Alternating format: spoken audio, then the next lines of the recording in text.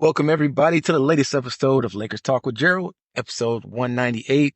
Everybody, we are super excited because, of course, the Lakers drafted Bronny James. That is just amazing in itself. I have to say, I'm starting this episode off with that because that's amazing. I mean, damn, think about this, man. LeBron gets to play with his son. He's been in the league coming on 22 years now. This is something that he's dreamed about, but not only just him, not just thinking about LeBron James, because that's being selfish, right? We're talking about Ronnie James, 19 years old. It's a goal of his and a dream of his to play in the NBA. I know when I was a kid, yeah, I had lofty dreams and had goals as we all did. I had dreams to play in the NBA. I would have loved to, so I can only imagine what it feels like to get your name called as drafted in the NBA. There was only 58 draft picks, right? 58 out of probably thousands of kids that would have loved to have gotten drafted to the NBA. Thousands of kids that play in high school ball. Thousands of kids that's playing college ball. I mean, all these kids, it's a huge, huge dream of millions of kids out there. And it's just a small few. Only up to 60 kids are going to hear their name called to be drafted into the NBA. I don't care what you say about, okay, yeah, his father's LeBron James, and that's probably the reason why he got drafted. I mean, if you look back though, go back before he had that heart, his heart stopped on him, before he had the cardiac arrest. If you go back and look how he was playing before then, he was an All-American, All-American for high school. That's a select few of kids can make it to that level. Look at how he was playing. Look at where he was ranked to get drafted. If you look back a couple years ago, he was ranked to get drafted in the later first round, I think it was, or middle of the first round, even that. He definitely wasn't positioned to get drafted all the way to 55th position. And yeah, I know people are going to say, okay, look at his numbers in college. He only averaged so many points, so many rebounds. It wasn't, if you just look at the numbers alone, yeah, it looks pretty bad. It doesn't look like those numbers would be somebody that would get drafted. However, you got to take in the context of the situation. There's a lot of guys that get drafted back in the day when they allowed kids to come straight out of high school. There are a lot of these kids that get drafted on their potential. And, even though they may not make an impact right away in the league, they're still getting drafted on their potential. And, it's one of those things, you got to take into account what happened before he got hurt. Before he got hurt, he was balling. He was looking like an NBA prospect. Before that cardiac arrest, he had to build himself up. He came back. He missed like the first 8 games of USC season. And then when he came back, he's on a minutes restriction. He had gained weight because he couldn't work out because of the heart thing. He was on a lot of restrictions that just didn't allow him to be in the greatest shape. So that's another thing that, he's building himself back up. He's building his body back up. He's building his everything back up. And so, I mean, at the end of the day, it looks like he has potential to me. It looks like, he's a good kid. He has good, work ethics, things like that. And so, and on the other thing is I'm just happy. I'm happy to see it. I mean, that's just one of those moments that I got choked up myself. I'm not going to lie. I got choked up myself when I watched the scene of them calling, the 55th pick, Bronny James, and looking at him and seeing him getting emotional, seeing his mother getting emotional, Savannah, and I mean, to me, that's just amazing. That's a big moment. Like just seeing your son getting drafted. This is his dream, and the fact that this is something it's just emotional. It just got me choked up. Like, I'm like, man, this is dope. I love seeing just amazing family, heartfelt moments. And that's one that I'm going to have eyes on. I can't wait to see Bronny James in a Lakers uniform. Like this, I would love to go see, and I may go have to catch Summer League, but that's going to be a story to watch right there, seeing how he plays. And, and I hope he really, I believe he's going to turn out to be a good NBA player. I don't know, think about superstar or something like that, but I think he's going to turn out to be a good NBA player.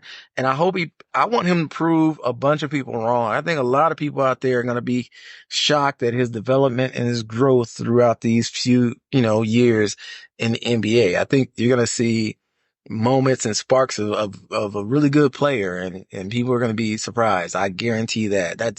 That's what I believe. That is truly what I believe. But back to, it's just a heartfelt moment. It's just dope. It's amazing. So enough about all that, but everybody, that is a great thing. But back to our draft picks. We drafted Dalton Knecht with the 17th pick. No one expected him to drop that far, apparently. Supposedly he was in everyone's top 10 draft board, and so the fact that we got him at 17 and he's a baller and he's 23 years old, he played, supposedly he's one of those, you drop right in and he can ball, he can hit 3-pointers, he's a movement shooter, all those things like that. So supposedly, everybody's excited about that. 6'6" guy can shoot the three, he's got some ups. I heard he has up to, I don't know, he has a good vertical jump. So, he can get up on you and dunk on you. So, that's an amazing thing. So excited about that. Next thing that we're going on right now is the free agency. It's alive and well right now. It was a bunch of targets that we wanted to try to get. We wanted to try to get Klay Thompson, but turns out that didn't happen. Klay Thompson ended up choosing to go play for the Dallas Mavericks along Luka and Kyrie. Now, at the end of the day, everybody's getting on Rob Pelinka and saying, what is Rob doing? Why isn't he doing his job? At the end of the day, like, players are going to choose where they want to go. At the end of the day, they have a mind of their own. They're going to decide where they want to go, who they want to play with, how they want to play with, the kind of money they want to make. To be honest, at the end of the day, that's how it is. Like, the players have a lot of, they have a lot of opportunity to demand where they go. And I'm pretty sure it's not like the old days. It's not like they're going to come in and then you're going to put on this big show for them, say all this stuff, and you're going to convince them to go to your team. I don't believe it's that way anymore. Most times these guys already know where they want to go, and it's not a whole lot you can do or say that's going to either deter them or make them go to your team. They're going to already kind of have their mind made up. And I feel like Klay Thompson already had his mind made up of where he was going. A lot of players always attach their name to LA because it gets them paid other places. It gets their name talked about on the news because Lakers are this big brand. They have so many fans. We get so many clicks when you mention the Lakers in your name. So there's a lot of players that's been doing the same thing with Hurley. It's like Woj attached his name to us and then his name gets, all over the place and talked about. And then he decides to go back to UConn. And guess what? Now he's getting interviewed on all the podcasts and all the shows and getting talked about. And he's going on every one of them. I didn't see him on not a one podcast or a show I heard him talk about. But that's the Laker effect, that's the LA Laker brand and effect that happens when you attach your name to the Lakers. So even though LeBron called him he was first, it was put out that LeBron called him as soon as the free agency was open at 6 p.m., right? And he still took another day or so, talking with teams, talking with the Mavericks and doing all these things. I'm on there's a lot of guys that signed pretty quickly. Paul George decided to go to 76ers. He didn't take too long, right? He ended up deciding, he put it out there. There's a lot of other guys that made their choice rather quickly. And I'm pretty sure that, if he wanted to go to the Lakers, if he was even thinking about going to the Lakers, especially when LeBron calls him soon as free agency started, if he wanted to come to the Lakers, he would have signed right a damn way. He wouldn't have had to think about it and go talk to the Mavs. At the end of the day, that day was really because he wasn't planning on going to the Lakers. He was trying to figure out the dynamics and work with the Mavericks at the end of the day. That's what I believe. So the question now is, what is left for the Lakers? What can we get out there? I know what our needs are. We definitely need a center. We need a big center, a big body that can guard the likes of Jokic, We need a big body. We don't have that yet. We have Hayes and we got Christian Wood, but both of those guys are thin, light people. Christian Wood's about 6'10", give or take. Hayes is about 7 foot, but they're just skinny. They're light. They're thin. They can't guard the likes of a big center. So that's one thing we need to fill. There's not too many options out there, to be honest, but we're going to have to pick up someone, whether it be, even if it's somebody that's not that great, doesn't have a name for himself. We need a big body. We need a big body. It's just plain and simple. The other thing is another impactful player, close to a high volume, high impact player. Like, the Klay Thompsons of the world is gone. So who's left? There's DeMar DeRozan that's being talked about. There's a couple other players that kind of fit that kind of category, but those are the type of players we need. And to be honest, everybody's talking about trade D'Lo, but at the end of the day, I don't really know who else is out there that can give that same kind of production. He shot a career high in 3-point percentage, over 40% this year, averaged close to, I think, 17, 18 points a game. And he was really good in the regular season. He wasn't the greatest against Denver. He was decent, but at the end of the day, who are we going to get that's going to match that same kind of production? There's a proven volume 3-point shooter that can knock him down. Yeah, he's one of those streaky, he gets hot, and once he gets hot, he can knock down 3 or 4 in a quarter, something like that. Then that makes an impact when he's on his game like we are. We are at the top of our game. And if you look at it too, I looked at a stat that showed when he starts next with LeBron and AD and Austin, their record is pretty damn good. It was something like, I don't know, over 60%, they were 58-23 or something with him versus without him in that starting lineup. So it goes to show that they're pretty good when they're playing together. There was a lot of, thing last year with Darvingham, where he chose to bench D'Angelo and bring him off the bench for like 15 or 20 games or something like that, right? It was messing with the lineups, or whether LeBron was out or whether AD was out. It just, once they played together, they played pretty damn good and played pretty well. And yeah, I do get it. We need somebody else. We need somebody else that can add some, I don't know, somebody that can score and don't fold during the playoffs.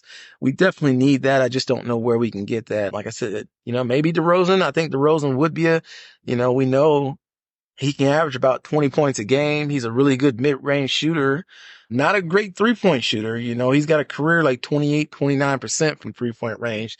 So not a good 3-point shooter at all. Not going to help us in that area for the most part. Going to be a minor liability in that area. He can hit them every so often, but he's just not a good 3-point percentage.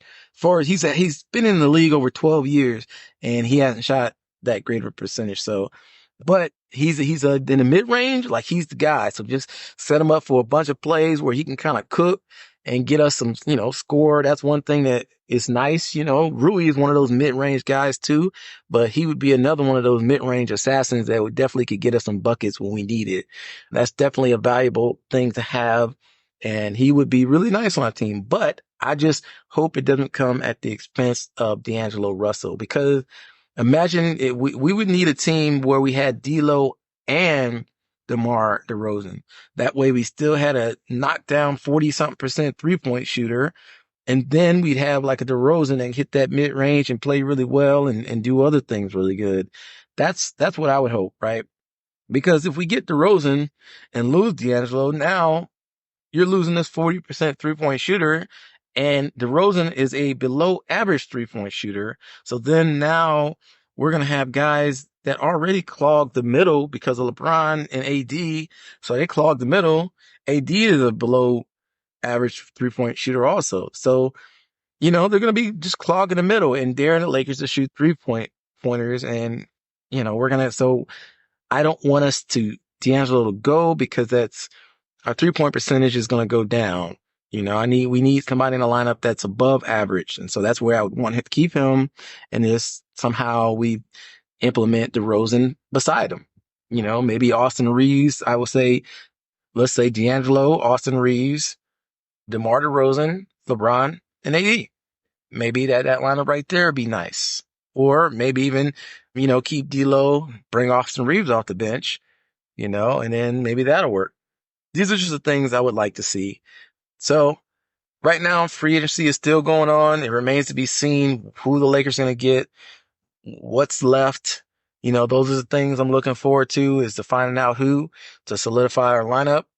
And then moving on, there's Summer League coming up in the middle of July. I think the 10th and 11th starts the Las Vegas Summer League. So I'm looking forward to seeing that and seeing what our rookies that just got drafted, seeing what Bronny James looks like, seeing what any other two-way prospects that we picked up look like. And then from there, just building on a roster and seeing how it goes day by day. Well, we will talk more. I will definitely update once I get in the next day or two, once I see who we pick up in the rest of this free agency. And we'll talk about how we compare. I think long as we're healthy coming up this season, we're going to have Vanderbilt back, which we didn't have him for most of last season. I think that was, he's an impact player. I think defensively wise, that I think if we just get a full season with these guys, I know that's a reoccurring thing. If we just stay healthy, yeah, I feel like we're going to be better. We have continuity, which is a big thing now in the league. And that's something we haven't had for a long time. So, if we can just keep our core together, we got a good camaraderie, and I think that continuity plus bringing in some other players is going to bode very well for us. All right, everybody, that's going to do it for this episode 198, Lakers Talk with Gerald. Make sure you subscribe. Make sure you go check me out on YouTube also.